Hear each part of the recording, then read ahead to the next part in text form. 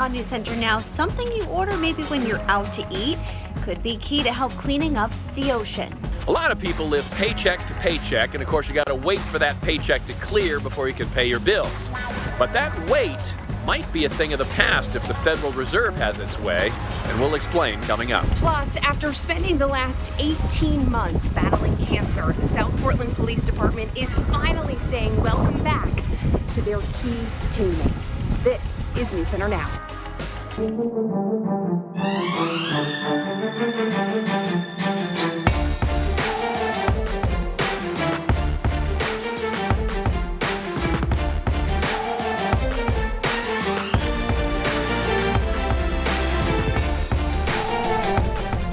And good evening, everybody. I'm Lee Nelson. And I'm Lindsay Mills. It's a social media firestorm that just doesn't seem to go away. The longtime owner of Slate's restaurant in Hallowell found herself in an unusual spot after an employee took on a white supremacist group based in Waterville.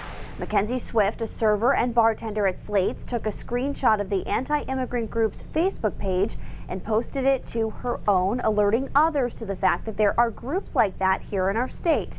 The group is run by Tom Kaczynski, the former Jackman town manager who was fired in 2018 for his racist views. So he and other followers of the group noticed Swift's post and soon sent several messages to the restaurant calling for owner Wendy Larson to fire the young woman. Larson posted a statement on Facebook saying all were welcome at the restaurant. Swift said she stopped going to work because of threats against her and her family and because she believes her boss didn't take a strong enough stance against white supremacy. She also asked for copies of the messages, but Larson said she would only give them to the police.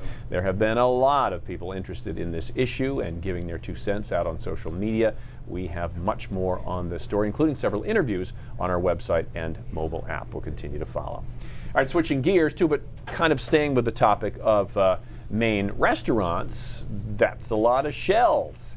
It's an Instagram post from the shop in Portland, which says they've contributed 30,000 oyster shells to a new project. Yeah, they're one of several restaurants participating in an oyster shell recycling program to help clean up Casco Bay. The ocean has been part of my life since I can remember. That's why Teresa Torrent has dedicated her life's work to the ocean.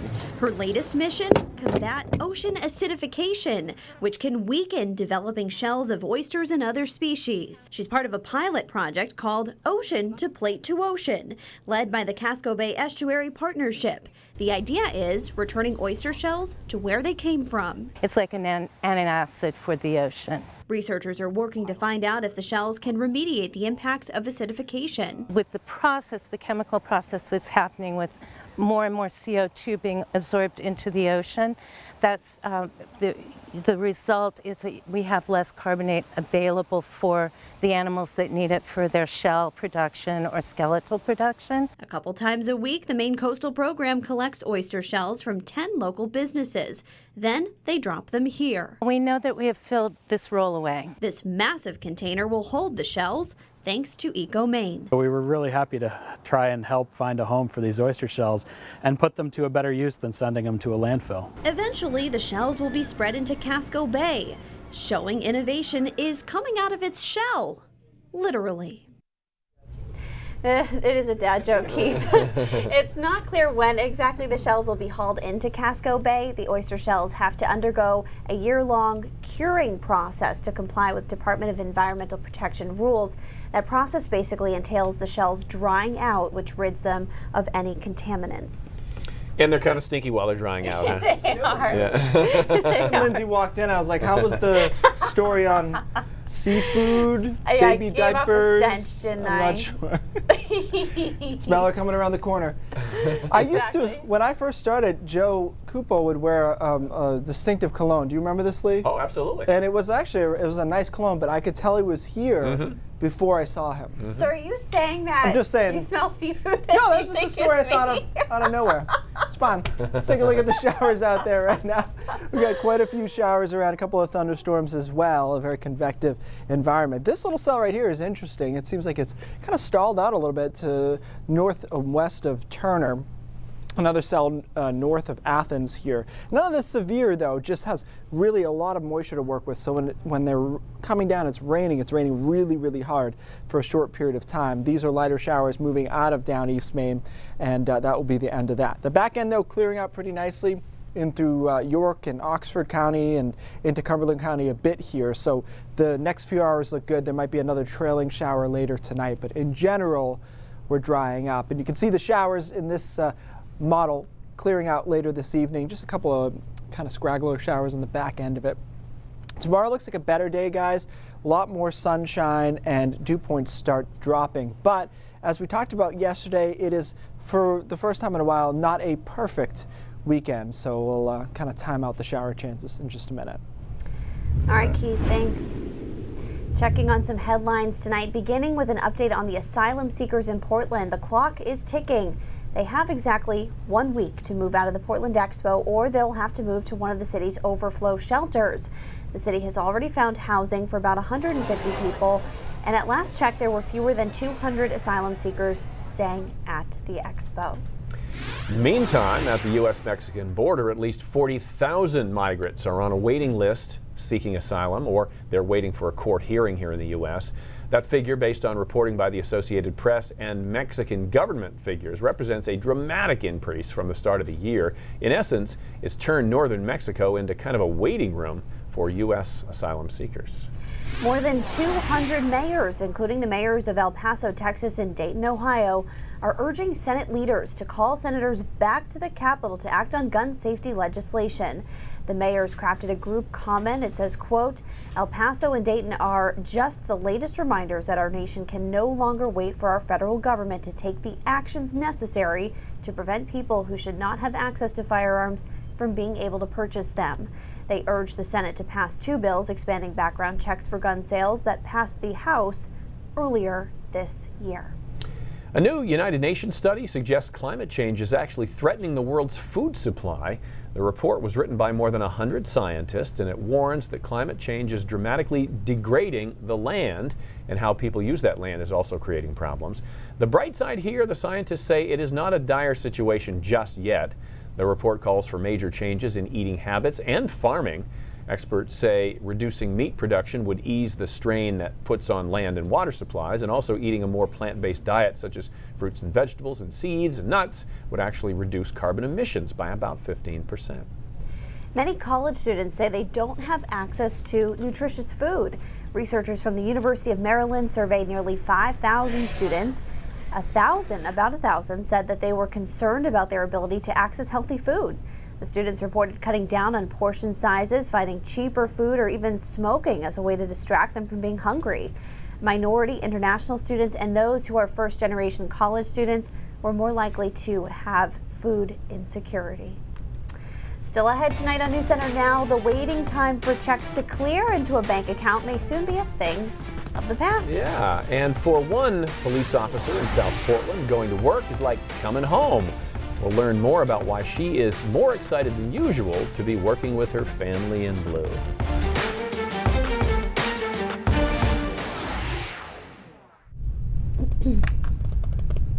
Thanks, Liam. Hello, Facebook. Hello. Hello, hello, and good hello. evening. Let's see if I can log on here. I know. Yeah, Gotta log on.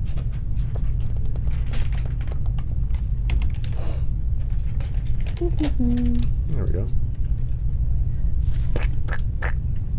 The way the dogs are sitting in this commercial. Our dog will Does your sit dog just like that, yeah. I think that is so funny. Yeah. Yes. All right. So yeah, let's see here.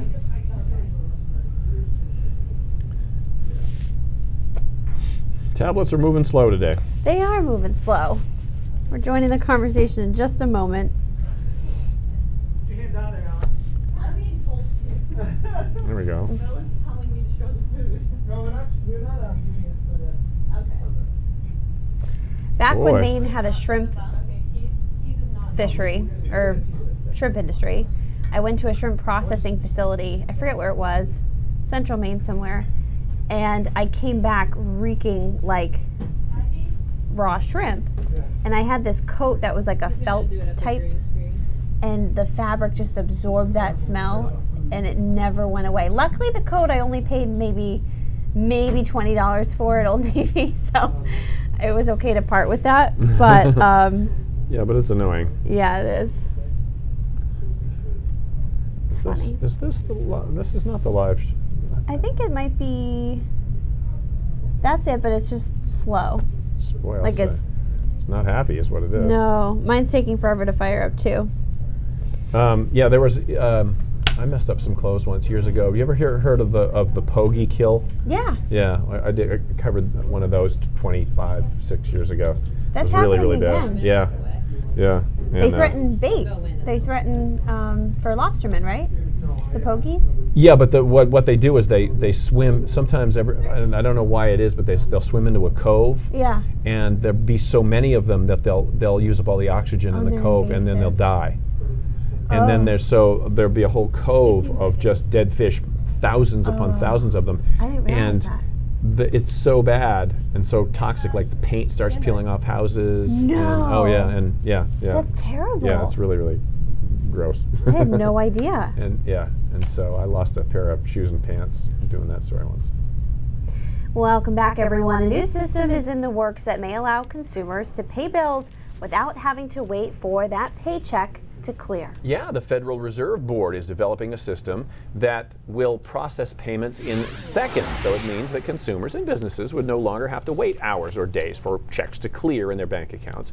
The plan is called FedNow, and according to the Federal Reserve, FedNow would permit banks of every size to provide real-time payments to their customers, so individuals would not need to sign up to reap any benefits. It will be a little bit longer before FedNow is out, though. It's expected to be available to banks in 2023 or 2024. Attendance at Disneyland is down this summer. That's interesting. According to Disney's CEO, attendance has dropped about 3% since the May debut of Star Wars Galaxy Edge Park. The CEO says higher ticket prices and more expensive accommodations could be keeping people away. In January, Disneyland raised its one-day summer ticket prices by 10%, and its annual pass prices also increased pretty significantly. This comes just as Disney World in Orlando is set to reveal its Star Wars Galaxy Edge attraction at the end of the month. With streaming services and reruns, 90s sitcoms are still really popular, part of people's lives. The people at the Dish Network put together a map that shows the most popular 90s sitcoms by state, and Sabrina the Teenage Witch took the top spot here in Maine. That's probably my fault. Oh, you think so? I think I'm watching all that. Well, I think it's interesting because one of the stars of that show, Caroline Rhea, actually lives here in Maine, too. Friends was by far the most popular overall, winning 12 states, and these are how the results came to be. They took the top 15 shows from Ranker.com and then analyzed Google search volume from the last 15 years to find out what show in each state was the most popular. So I had no idea Caroline Rhea lived in Maine. Yeah, she was in the Kennebunk area. Oh, if you're watching Caroline, we met a few years ago. I got to interview her when she was swinging through Peoria for her stand-up comedy. Yes. Yeah. She is something else. Yes, indeed. Very funny. There you go. We'll have to have her in here. Up next, we're going to meet the police officer who is conquering more than crime in her city. And keeping back to look at that weekend forecast. What? You never seen this movie? No. You never seen it? No. Oh, you're going to have a couple months to watch it. It's one of the best movies ever. Yeah, it is a good movie. Caroline Rhea came on our morning show, and it was actually a really funny story. She came in with her hair in a messy bun and kind of like a bathrobe type thing. She thought that we had like a dressing room with like a makeup person and whatever. And so she's like, wait, you don't have all that? And we're like, no. She's like, okay, I need lip gloss and I need concealer and I need mascara now. And Clay was actually filling in for our producer that day. So Clay ran back, he grabbed my makeup bag, and then she used those things of mine. And I was like, do I ever wash these things? Like, do I throw it? Like, just being a creep, you know? But she was funny. She poked fun at it when we were talking, saying she kind of looked like how Aunt Hilda would dress anyway from Sabrina. But I didn't realize she was into stand-up comedy long before her acting days. She was fairly sweet. That's good. Yeah.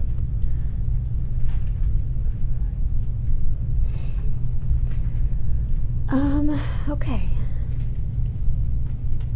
Oh my God, I feel like I haven't been over here in forever.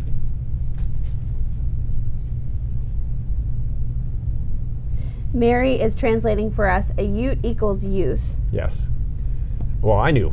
I did not know that. I knew. That's my cousin Vinny. No way. Jerry Remy in this commercial, and it wasn't. Keith, this is behind the scenes. Welcome. A ute. Beth is watching from Durham, New Hampshire. Oh, you got logged in, didn't you? Yeah, Saeed's letting us know that we're on. We are aware. This is behind the scenes. So that's cool. We have some new faces here tonight. But yeah, you'll see the show, and then you'll see the behind the scenes during the commercial break. And this is a great time if you guys have things you want us to look into, story ideas. This is a great place to let us know. Or if you have questions about a story that we've aired. A lot of what, Isaac? Oh, interesting. Yes. Yeah, when you're online, you get to see the behind-the-scenes stuff, too. Like Sam over there fixing her hair. Me. Hi. Hello. There we go. There's Sam over there getting ready. Linda, the baby's due in 7 weeks. Which is crazy. So soon.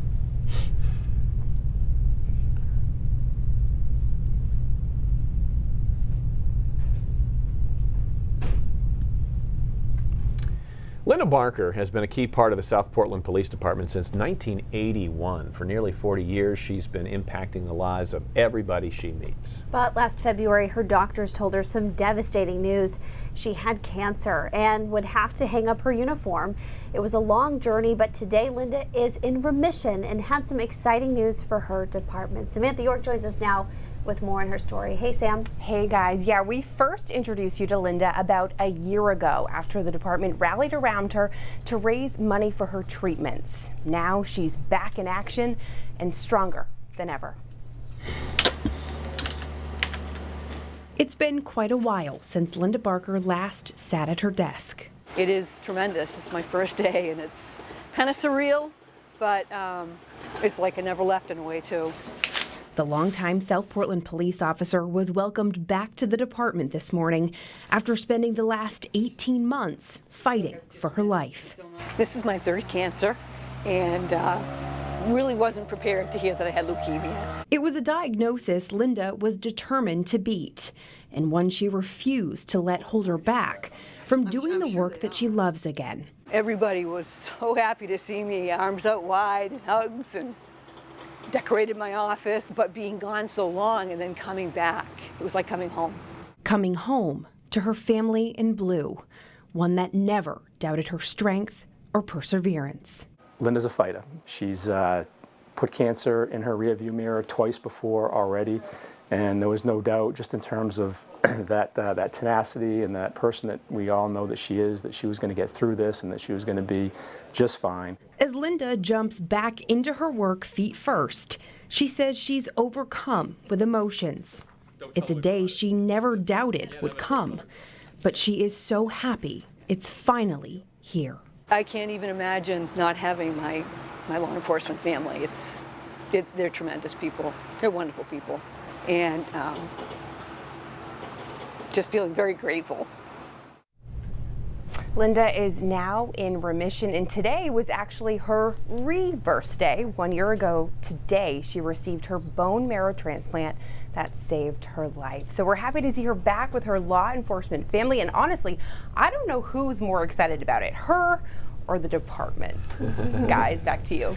They can fight about who's happiest. Yeah, right? exactly. That sounds good. Great story, Sam. Thank you very much. Very cool. Warm welcome back. Well wishes for her.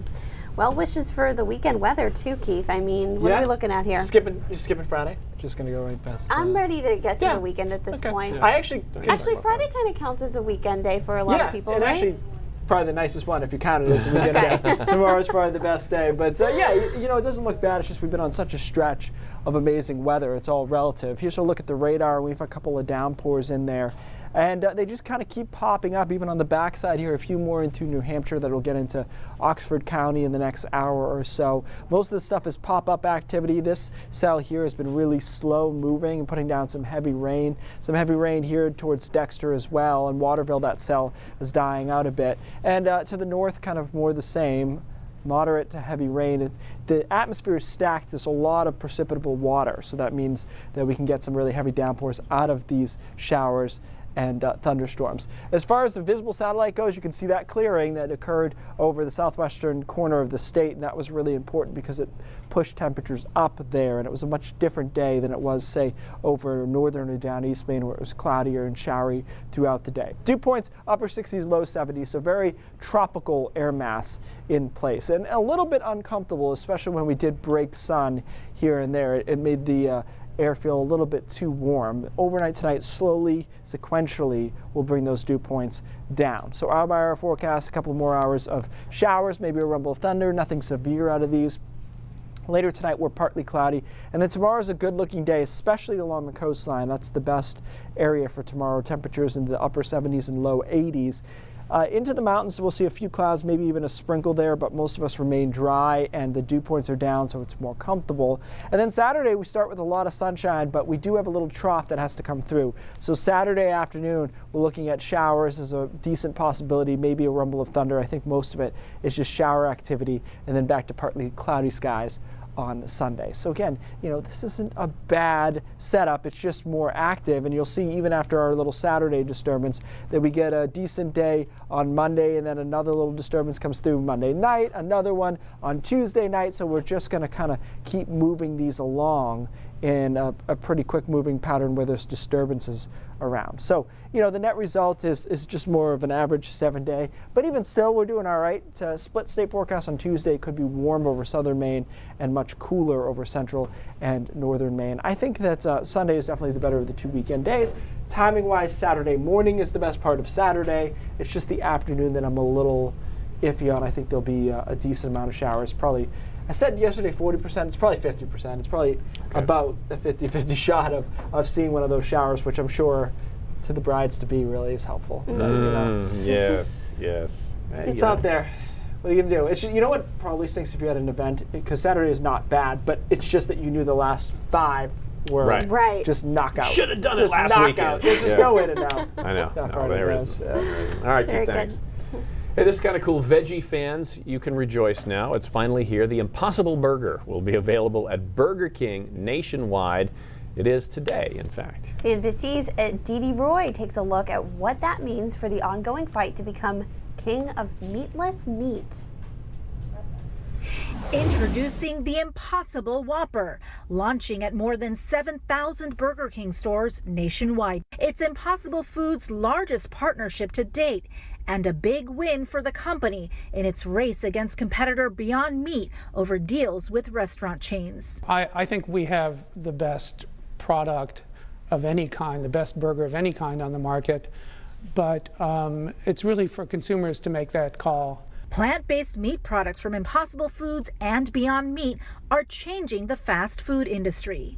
The two companies are quickly landing partnerships with some of the biggest nationwide food chains, including Carl's Jr., Del Taco, White Castle, and Red Robin. We think the big win here is bringing this to the masses at a compelling price. Some industry watchers believe it's not a fad. Barclays says alternative meat can take a 10% bite out of the $140 billion global meat industry. And nearly a fifth of all Americans are trying to reduce their meat intake, according to NPD Group. Even iconic brand McDonald's might be eyeing plant-based meat. But we're keeping a close eye on it and watch this space. Still, there are skeptics, like the CEO of Chipotle, who recently said the chain would not include alternative proteins on its menu because they're too processed. It's crazy because people think of processed foods as like, you know, salty junk foods made by food manufacturers that really don't care that much about the health of consumers. We are incredibly conscientious about the health of our consumers. Besides changing the restaurant industry, alternative proteins are also landing on grocery store shelves. Impossible Foods has announced it will soon start offering plant-based ground meat products at grocers and retailers starting next month. Aditi Roy, CNBC Business News, Redwood City, California. All right, you said you're going to try some tonight, right? We are, yeah. How about you? Have you tried those before? I haven't had those, no. I know. You'll have to let us know tomorrow night. Lettuce, get it? Let us know. Okay. Well, we know Tom Brady is the greatest of all time, but a new video he posted may put him further ahead of every other quarterback. Brady was throwing to himself over and over again. Imagine if he could do that in a real game. The Patriots begin their 4-game preseason schedule against the Detroit Lions tonight, and they begin the quest for the Super Bowl #7 in 1 month against the Pittsburgh Steelers. I watched that a couple times, and you can't see where it stops and starts. It's really a really good loop. Yeah. Interesting. All right, let's talk to Cindy, see what's coming up at 5:30. Hi, Cindy. Hi, guys. Republican activists are out and about getting people to sign up petitions for a people's veto. They are trying to take 12 different bills that were signed by Governor Mills this year and challenge them by bringing them to a statewide vote. Those bills range from the vaccination bill to death with dignity to solar energy to how we do presidential primaries, really wide-ranging things. We're going to have much more on that effort to undo those pieces of legislation. Also, how a group of people rescued a baby loon and then returned it to its family. And we are told by the guy who headed this whole operation, there was not a dry eye in the boat when they dropped that baby loon back off. Back to you. I really do love that story. Yeah, can't wait for it. Very good. We'll see you guys at 5:30. Yes, We're indeed. back with Brain Jobs after this. Oh, I hope the tablets are going to work downstairs this evening. Yeah.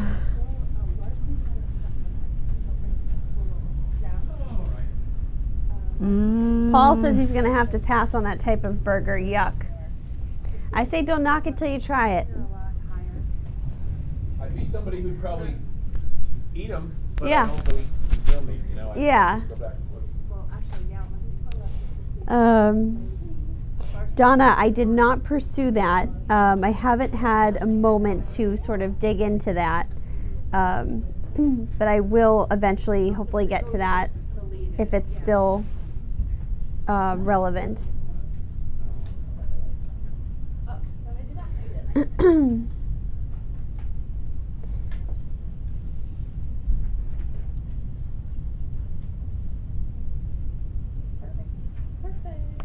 Alrighty.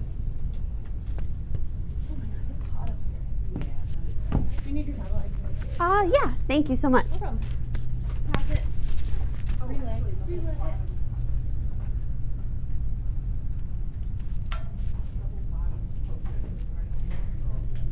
Well, what is this? Is this in Florida? Yeah, they launched Atlas 5, which was a military satellite, I believe. Cool. Cool. We got several different advantages of it. It's pretty cool. It's a satellite? Well, it's a rocket with a satellite on it. Oh. What'd you say? I'm gonna head downstairs. Okay, get them all first. Gotcha. Okay. So they have to. They need the rocket to get the satellite, into orbit. Then they detach and bring the rocket back. Gotcha. Although I believe, I'm not sure on this one. I believe NASA is still ditching their rocket boosters in the ocean and going and getting them, whereas Really? I didn't know they did that. SpaceX is landing them and just recouping them that way, not hitting the water. Oh. Which Isaac has a cool video of. Gotcha. Is one better for the environment? They go get them either way, so no, Yeah. it doesn't really matter. I think there's less damage done to them. Elon Musk has been big on trying to get the boosters back in one place, in one piece. So I think it's just easier and it saves money. Yeah.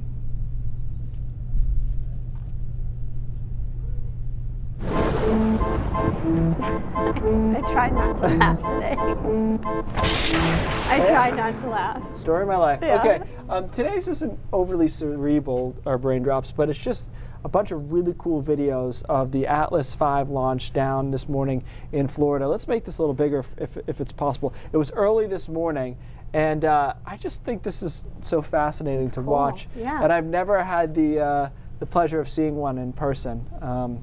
Just never timed it out right when they were doing a launch. Why does it look like it's going sideways instead of up? That has to do with the fact that the perspective of it is such that, and by the way, this is a reason some people are flat earthers, because they're like, look, it's going sideways to get into outer space. But it has to do with perspective. It's you can't really tell where it is, but it is going to keep going up, and eventually you'll see the booster come back down. This is actually a little bit of a better vantage because of look where it is in the trajectory. So it's not as straight up as you would think.